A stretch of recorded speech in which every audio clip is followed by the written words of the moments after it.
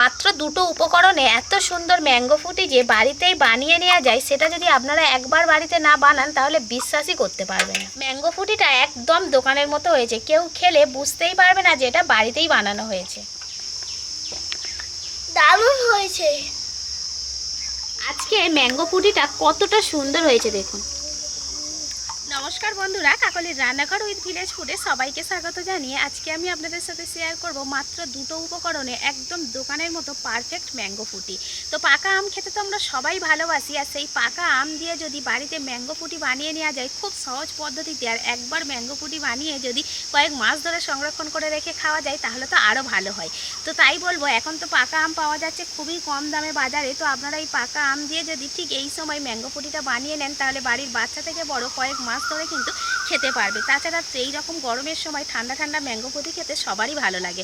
তো আজকের রেসিপিটা আপনারা প্লিজ প্রথম থেকে শেষ পর্যন্ত দেখতে থাকুন, আশা করছি খুবই ভালো লাগবে। আর যে সকল বন্ধুরা এখনও পর্যন্ত নতুন তারা যদি ইউটিউব থেকে দেখেন তাহলে চ্যানেলটিকে সাবস্ক্রাইব এবং ফেসবুক পেজ থেকে দেখলে পেজটাকে ফলো করে আমার পাশে থাকবেন। তাহলে এখন রান্নাঘরে চলে যাবো আর আজকের রেসিপিটা শুরু করে ফেলবো। ম্যাঙ্গো ফুটি বানাবো বলে আমি এখানে আজকে 4খানা পাকা আম নিয়ে নিয়েছি। 3টে পাকা আম একটু বড় বড় সাইজের, একটা একটু ছোট। তো যে কটা পারবেন আপনারা সে কটা আম দিয়েই কিন্তু ম্যাঙ্গো ফুটি বানিয়ে নিতে পারবেন। তো বেশি করে বানাতে চাইলে আমের পরিমাণটা একটু বেশি করে নিতে হবে।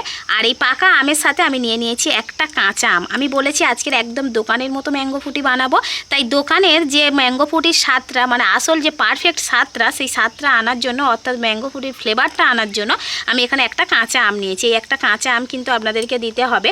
আর বলবো যে পাকা আমগুলো নেবেন একটু ভালো দেখে নেবেন, তাহলে কি হবে, এই যে মানে একেবারে যে পারফেক্ট পাকা আম তাতে ম্যাঙ্গো ফুটির কালারটা যেমন সুন্দর আসবে তেমন বাড়ির বাচ্চা থেকে বড় আমরা প্রত্যেকেই খাবো।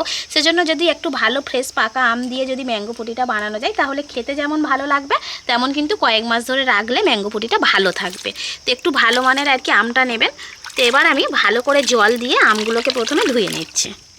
এবার আমি কাঁচা পাকা সব আমেরই খোসা ছাড়িয়ে আমগুলোকে ছোট ছোট টুকরো করে কেটে নেব।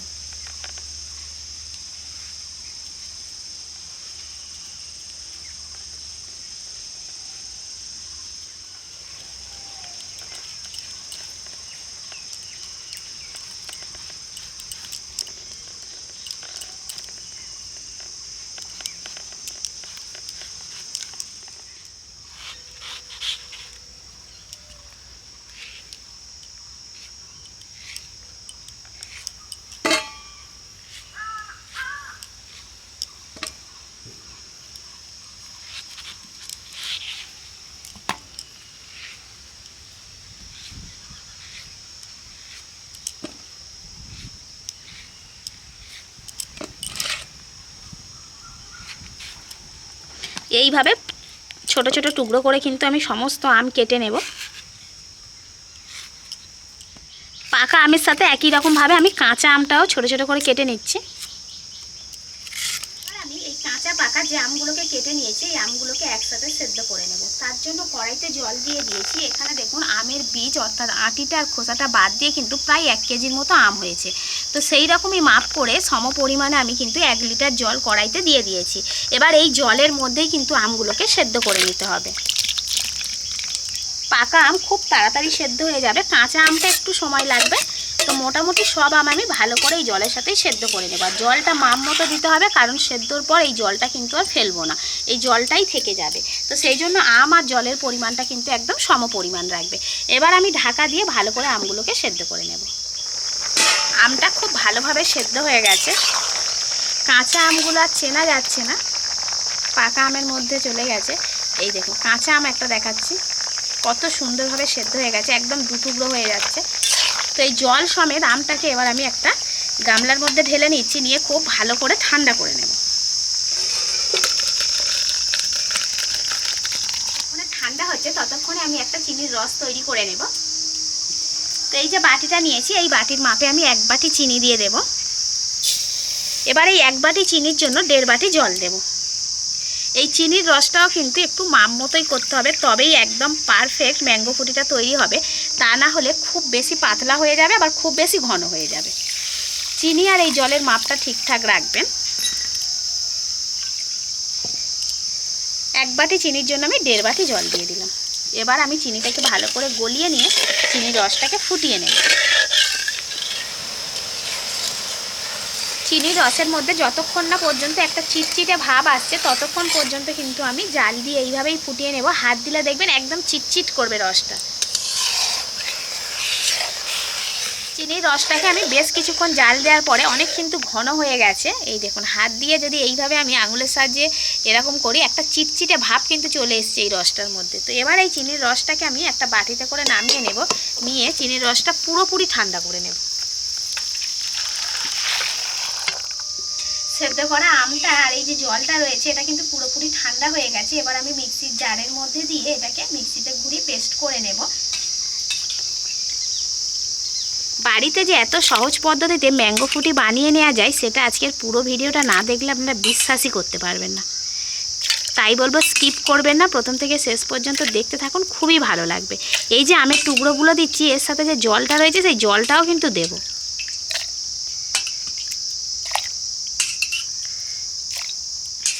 একবারে ধরছে না, তো দুবারে কিন্তু আমাকে পেস্ট করতে হবে। তো প্রথমবারে আমি কিছুটা দিয়ে এবার ঢাকা দিয়ে দেবো, এবার মিক্সিতে ঘুরিয়ে নেব। আমটাকে মিক্সিতে আমি পেস্ট করে দিয়ে চলে এসেছি। এটা যেমন পুরোপুরি ঠান্ডা হয়ে রয়েছে ঠিক তেমনই যে চিনির রসটাও বানিয়েছিলাম সেটাও কিন্তু একদম পুরোপুরি ঠান্ডা হয়ে গেছে। তো এই দুটো জিনিসটা কিন্তু একদম ভালোভাবে ঠান্ডা করে নিতে হবে। কোনোভাবেই দুটোর কোনো অংশে কিন্তু মানে গরম রাখা যাবে না, দুটোকেই ঠান্ডা অবস্থায় নিতে হবে। তো এবার আমি একটা ছাঁকনি নিয়েছি, ছাঁকনির সাহায্যে এই যে চিনির রসটা রয়েছে এর মধ্যেই এই আমের জুসটাকে দিয়ে দেব। তো এটাকে ছাঁকনিতে একেবারে আমি ছেঁকেই দিচ্ছি। দিলে কি হবে, যদিও গোটা গোটা কোনো অংশ থেকে যায় সেটা কিন্তু আর যাবে না।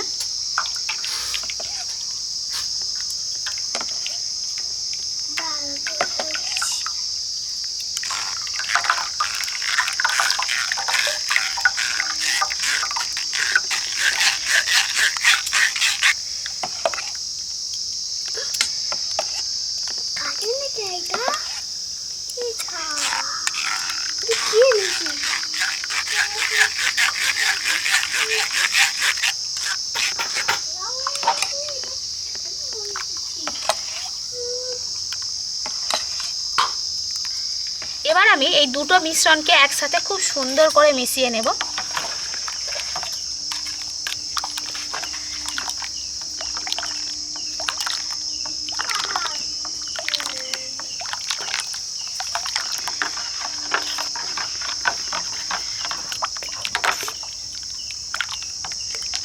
ম্যাঙ্গো ফুটির ঘনত্বটা দেখুন, একেবারে কিন্তু খুব বেশি পাতলা হয়নি, আবার খুব বেশি ঘন বা মোটা হয়নি।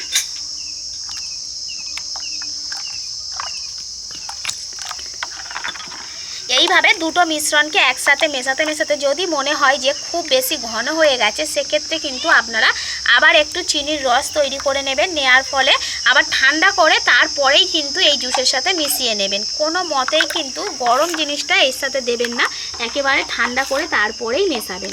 আর যদি এরকম একটা পারফেক্ট ঘনত্ব চলে আসে তাহলে আর কিছুই দেওয়ার দরকার নেই। আর একটা কথা বলবো আমি বন্ধুরা, গরমের সময় আমাদের মনে হতে পারে একটু ম্যাঙ্গো ফুটিটা আমরা ঠান্ডা ঠান্ডা খাবো, কারণ ঠান্ডা ঠান্ডা জিনিস খেতে গরমের সময় সবারই ভালো লাগে। তবে এইখানে এই জায়গাতে কিন্তু কোনো রকমভাবে বরফ বা ঠান্ডা জল দিয়ে আপনারা মেশাতে যাবেন না, সেক্ষেত্রে ম্যাঙ্গো ফুটিটা কিন্তু খুব তাড়াতাড়ি নষ্ট হয়ে যাবে, একদমই আপনারা রাখতে পারবেন না। তো যদি মনে হয় ঠান্ডা খেতে, ম্যাঙ্গো ফুটিটা বানানোর পর একটা পাত্রে করে নিয়ে ফ্রিজে রেখে দেবেন, তারপর পাত্রটা ঠান্ডা হয়ে গেলে তখন খাবেন। তো সেক্ষেত্রে কিন্তু যেমন খেতে ভালো লাগবে তেমন এই ম্যাঙ্গো ফুটিটা কয়েক মাস পর্যন্ত রাখলে ভালো থাকবে। ম্যাঙ্গো ফুটি তো বানিয়ে নিলাম। এবার এত ম্যাঙ্গো ফুটি তো একদিনে খাওয়া যাবে না, তো তার জন্য আমি একটা বোতলে করে ভরে রেখে দেবো, দিয়ে ফ্রিজের মধ্যে আমি রেখে দেবো এই বোতলটাকে। তো যখনই ইচ্ছা হবে এখান থেকে কিন্তু অল্প অল্প করে খেতে পারবো, আর এটা কিন্তু অনেক দিন পর্যন্ত হয়েও যাবে। তো বোতলের মধ্যে এবার আমি ম্যাঙ্গো ফুটিটাকে ভরে নিচ্ছি। আর বাড়িতে ফুটির বোতল ছিল না, একটা মাজার বোতল ছিল, তো সেই জন্য এই মাজার বোতলটা নিয়ে নিয়েছি। যে কোনো বোতলে কিন্তু আপনারা ভরে রাখতে পারবেন।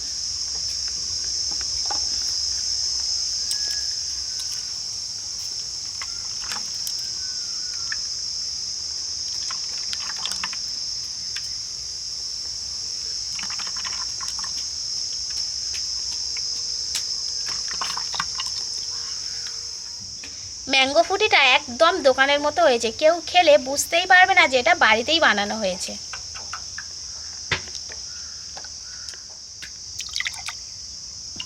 বাকিটা আমি গ্লাসে করে নিয়ে নিয়েছি, কারণ এটা এখন আমরা রান্নাঘরে বসে খাবো। মাত্র দুটো উপকরণে এত সুন্দর ম্যাঙ্গো ফুটি যে বাড়িতেই বানিয়ে নেওয়া যায়, সেটা যদি আপনারা একবার বাড়িতে না বানান তাহলে বিশ্বাসই করতে পারবেন না।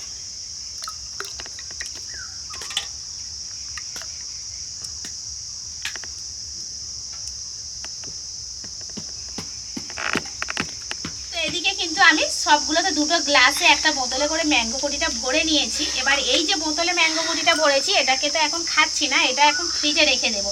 তো পরে প্রতিদিন যখন ফ্রিজে বায়না করবে অল্প একটু করে দেবো বা আমরাও খেতে পারবো। তো এর মধ্যে কিন্তু আমি কোনো রকম ঠান্ডা জল বা বরফ দেবো না, ঠিক এইভাবেই নিয়ে নর্মাল ফ্রিজেই রেখে দেবো। আর এদিকে আমি যে গ্লাসে করে নিয়েছি ম্যাঙ্গো ফুটি সেটা এখন আমরা খাবো দুজনে।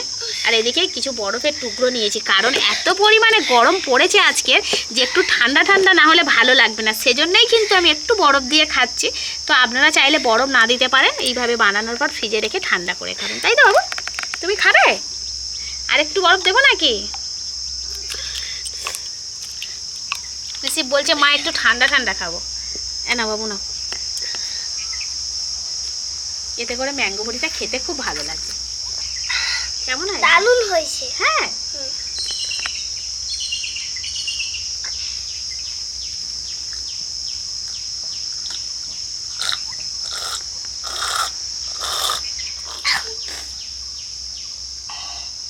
কি যে ভালো লাগছে গরমের সময়। আমি এখন রান্নাঘরে বসে যে রান্না করছিলাম তো এত গরম লেগেছে, পুরো ঘেমে যাচ্ছিলাম। তো এটা খাওয়ার পর কিন্তু খুব শান্তি মনে হচ্ছে।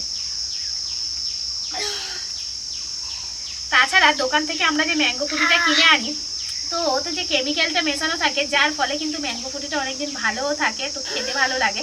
সেজন্য হয়তো ম্যাঙ্গো ফুটি আমরা বাচ্চাদেরকে দিতে কিন্তু খুবই ভয় পাই, নিজেরাও খেতে ভয় পাই যে কেমিক্যাল মেশানো রয়েছে। তো এইরকম কেমিক্যাল ছাড়া বাড়িতেই মাত্র দুটো উপকরণ এইরকম সহজ পদ্ধতিতে আপনারা ম্যাঙ্গো ফুটিটা বানিয়ে নিতে পারেন। এখন তো পাকা আমের ভরপুর সিজন চলছে, সস্তায় পাকা আম পাওয়া যাচ্ছে, তাই বেশি করে ম্যাঙ্গো ফুটি আপনারা বানিয়ে নিন। আর এখন খান, গরমের দিনে এরকম ঠান্ডা ঠান্ডা খেতে দারুণ লাগবে। পুরো এক গ্লাস শেষ করে দেবে, তাই তো?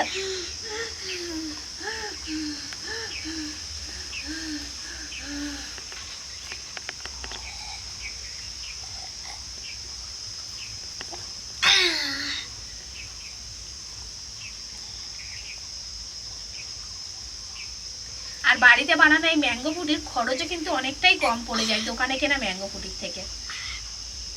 ভালো লাগে? দোকানে ম্যাঙ্গো ফুটি পোকা থাকে। পোকা থাকে? খাবো তাহলে। আচ্ছা, তোমার জন্য বাড়িতে বানিয়েছি, তুমি খাবে। কতটা সহজ পদ্ধতিতে মাত্র দুটো উপকরণে আর কত কম সময়ের মধ্যে আজ আমি বাড়িতেই একদম দোকানের মতো পারফেক্ট ম্যাঙ্গো ফুটি বানিয়ে নিলাম, সেটা তো আপনারা দেখতে পেলেন। তো অবশ্যই করে আপনারা এই পাকা আমের সিজনের পাকা আম দিয়ে আপনারা এইরকম ম্যাঙ্গো ফুটি বাড়িতে বানান, দেখবেন বাড়ির বাচ্চা থেকে বড় প্রত্যেকেই খুশি হবে। আর বাড়ির বাচ্চারা যখনই বায়না করবে তখনই কিন্তু ওদেরকে বায়না ভোলাতে পারবেন। তো বন্ধুরা, আজকের রেসিপিটা আপনাদের কেমন লাগলো সেটা অবশ্যই কমেন্ট করে জানাবেন। আর ভালো লাগলে লাইক, কমেন্ট, শেয়ার, সাবস্ক্রাইব এবং ফলো করে আমার পাশে থাকবেন। আর আবার নিত্য নতুন রেসিপিগুলো এইভাবেই দেখতে থাকবেন। তাহলে আজকের মতো এখানেই শেষ করছি। সবাই ভালো থাকবেন, সুস্থ থাকবেন, দেখা হবে পরের রেসিপি।